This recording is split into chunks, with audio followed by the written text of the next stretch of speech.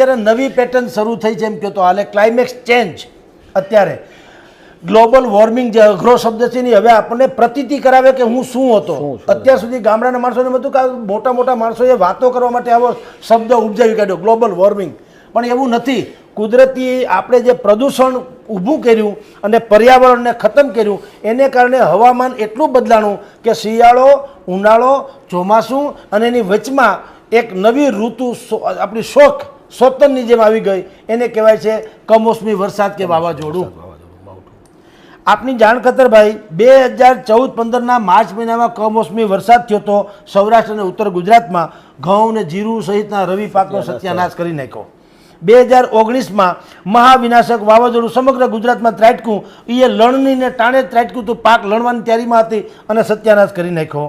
2020માં નિસર્ગ વાવાઝોડું, નામ આપ્યું હતું નિસર્ગ, એ વાવાઝોડું ત્રાટક્યું હતું ઉત્તર ગુજરાત, સૌરાષ્ટ્ર, એમાં બધા કેરી સહિતના બધા પાકનો સત્યાનાશ કરી નાખ્યો. 2021માં તાઉતે નામનું વાતાવરણ જે થયું મે મહિનામાં, એ ગીર સોમનાથ, અમરેલી, ભાવનગર, સાગરકાંઠા વિસ્તારોમાં લાખો વૃક્ષોનો શોથ વાળી દીધો અને પર્યાવરણનો સત્યાનાશ કરી નાખ્યો. 2023માં બીપરજોય વાવાઝોડું આવ્યું. હવે એ વાવાઝોડું જૂન મહિનામાં આવ્યું. જૂન મહિનામાં વાવાઝોડું તો એણે પણ આપણા કચ્છથી માંડીને બનાસકાંઠા સુધીમાં ખારેકથી માંડીને બધી પ્રકારનો પાક હતો સત્યાનાશ કરી નાખ્યો. 2024માં કમોસમી વરસાદ આવ્યો માર્ચ અને ઓક્ટોબરમાં અને એને કારણે મધ્ય ગુજરાત, સૌરાષ્ટ્ર સહિતના જીરું અને લસણનો પાક હતો સત્યાનાશ થઈ ગયો. 2025માં રેકર્ડ બ્રેક વરસાદ થયો, જેનું તો તે પછી જે વરસાદ રેકર્ડ બ્રેક થયો એમ સરકારે રેકર્ડ બ્રેક રાહત પેકેજ 10,000 કરોડનું જાહેર કરવું પડ્યું. એમાં પાથરા પાણીના તણાઈ ગયા હતા અને બહુ કરુણાજનક ઘટના હતી. જે તો આ બધા જ આપણે મેં તમને 2015થી 25 સુધીમાં 8-10 પ્રકારની આ પ્રકારની કુદરતી આપદાના મેં વર્ણન કર્યા. એ વર્ણન એટલા માટે કે હવે આપણે એની સાથે ટેવાવવું પડશે એમ કહું છું. એણે પેટર્ન બદલાવી છે કુદરતે. શિયાળો, ઉનાળો, ચોમાસું અને કુદરતી આપદા, એ 4 ઋતુ જેવું થઈ ગયું. તો હવે માણસોએ પણ પેટર્ન બદલાવી પડે. આપણે જગતનો તાત માથે હાથ દઈને સર્વે કરી જાવ ને અમને રાહત આપો, એનો કોઈ મતલબ, કારણ કે આભ ફાટે ની થીગડા દીધે મેળ ન પડે. રાહત ગમે તેટલી તમે આપો, ચારણીમાં આખો દરિયો નાખી દો તો ચારણી છલકાય નહીં. એ કુદરત જ્યારે રૂઠે ત્યારે તમે કોઈ પણ માણસ એને પહોંચી ન વળે. એટલે સાથી હાથ વડાના, મિલકર બોજ ઉઠાના.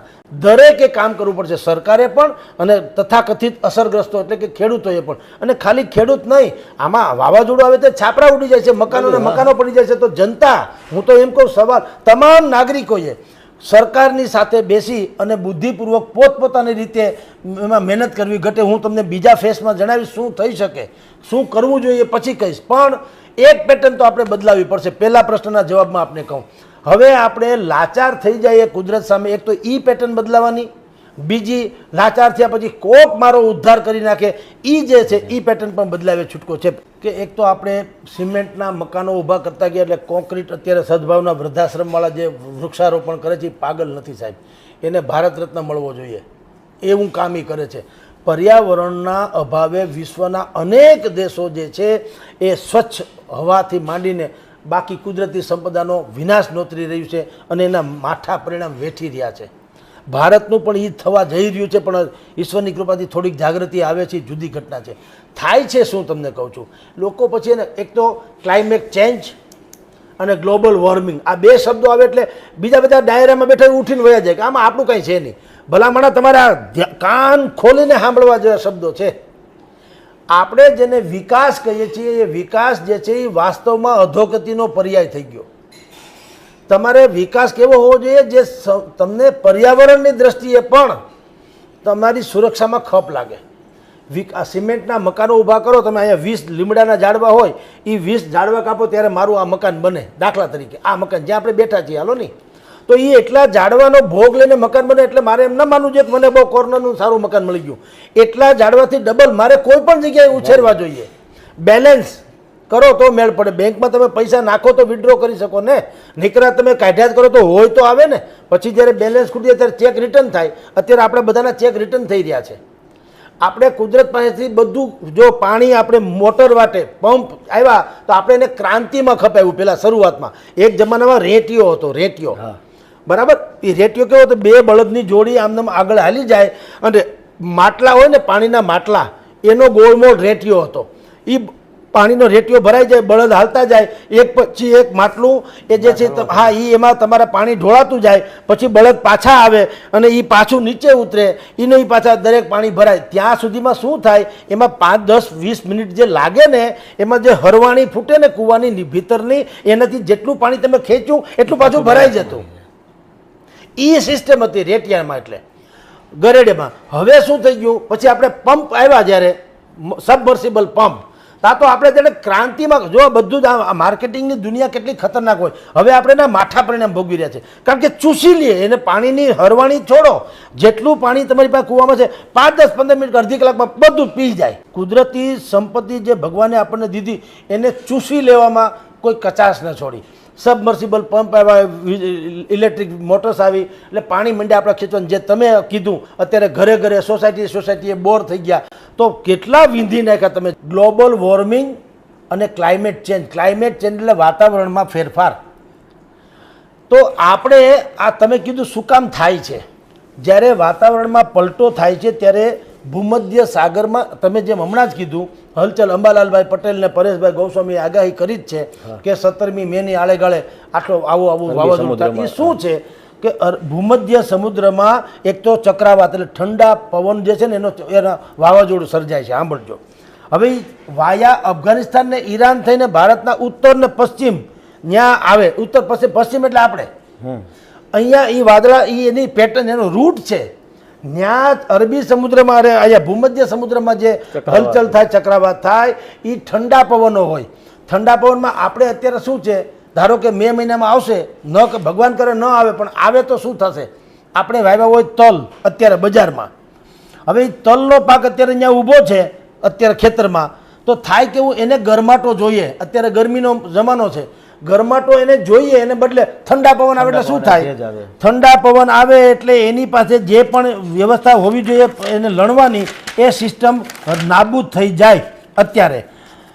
અને એને કારણે શું થઈ ગયું કે ઊભો પાકે ફ્લાવરિંગ ન થાય. તલમાં જે ફ્લાવરિંગ થવા જોઈએ આ ગરમીના કારણે ફ્લાવરિંગ કંઈ થાય નહીં, કારણ કે તલમાં ફ્લાવરિંગ ન થાય એટલે તલનો પાક સોથ વળી જાય. પછી આંબાવાડી અત્યારે છે, બાગાયતી પાકો એ બધા ખરી પડે વાવાઝોડા, કારણ કે વજન ઝીલી ન શકે. તો આપણે એમ લાગે આવું આ થાય છે શું કામ, આ થાય છે કુદરતી કારણે, કારણ કે આપણે સર્જિત છે. આ વાવાઝોડું છે આમ જુઓ તો કુદરતની દેન નથી, આપણે સર્જ્યું છે. આપણે પર્યાવરણનું સંતુલન જાળવ્યું નથી.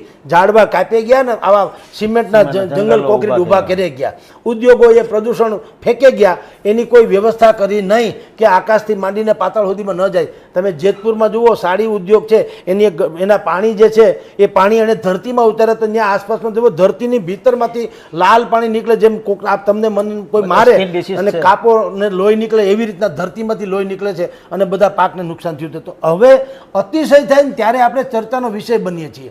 ત્યાં સુધી આપણને એમ લાગે કે આ બધું વેસ્ટર્ન ડિસ્ટર્બન્સ ને ગ્લોબલ વોર્મિંગ આપણે શું ભાવે મોટા માણસોની વાતો છે. નહીં, આ નડે આપણને, મોટા માણસોને કાંઈ નડતું નથી. હમણાં કુમાર વિશ્વાસની જળકથા થઈ, ગીર ગંગાવાળા જે અત્યારે આખા સૌરાષ્ટ્ર ગુજરાતમાં 1,11,111 ચેકડેમ બનાવવાની વાત કરે છે. તો એમાંય વાત તો એ હતી, પણ સાંભળનારા હતા એ કોણ હતા, બધા ધનાઢ્ય લોકો. એના ઘરે સ્વિમિંગ પુલ જેવું છે.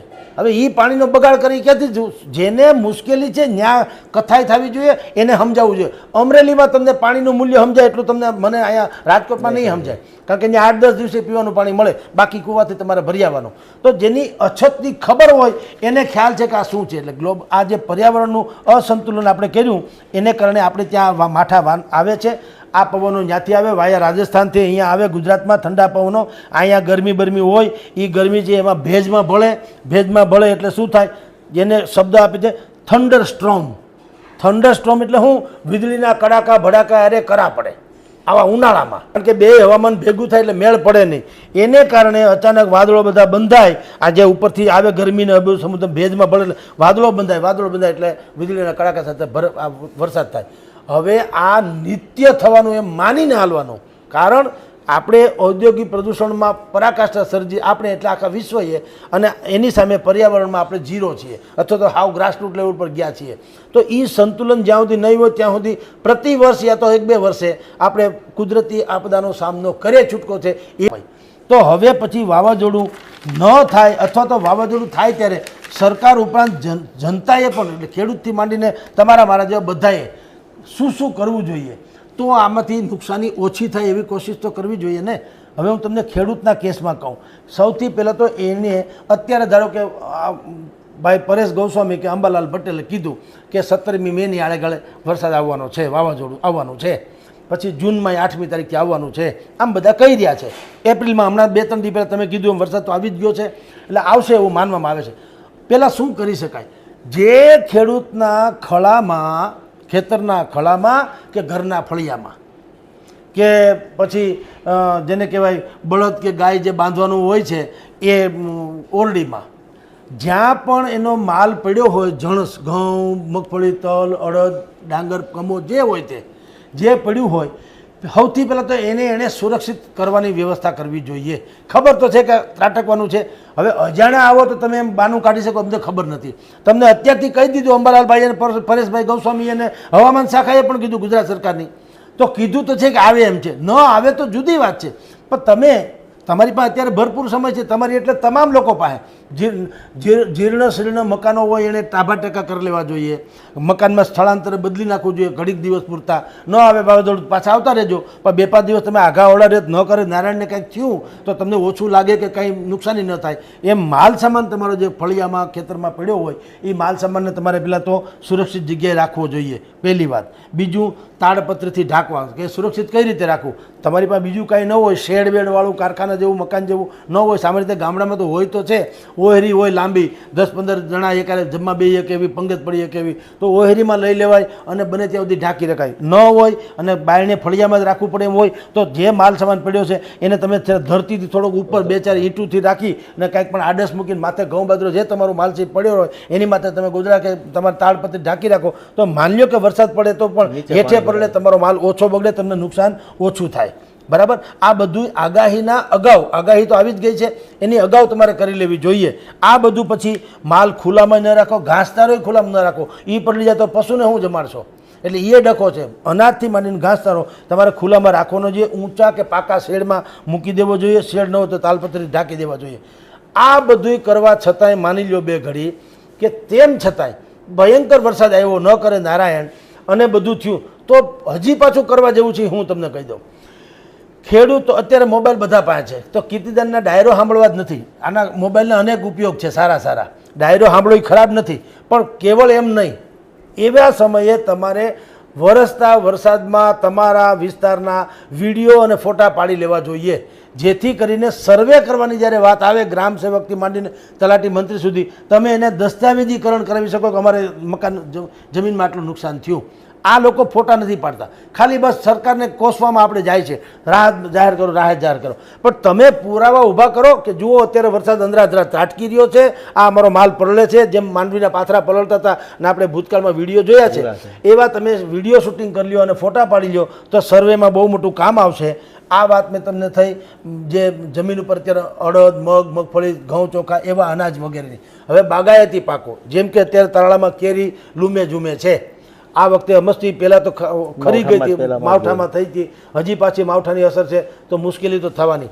પણ ખાલી કેરીની કેળા, કેરી, પપૈયા, આંબા, દ્રાક્ષથી માંડીને દાડમ સુધીના એ બાગાયતી પાકો જેને કહેવાય. તમને ખબર છે કે જ્યારે એ પાકો આવે ને ત્યારે એના પોતાના થળિયા કરતાં એ પાકના વજન જાજુ થઈ ગયું હોય. દ્રાક્ષના ઝુમખા કયો, દાડમ કયો, કેરી કયો, એને કારણે ડાળો ઝૂકી જતી હોય છે.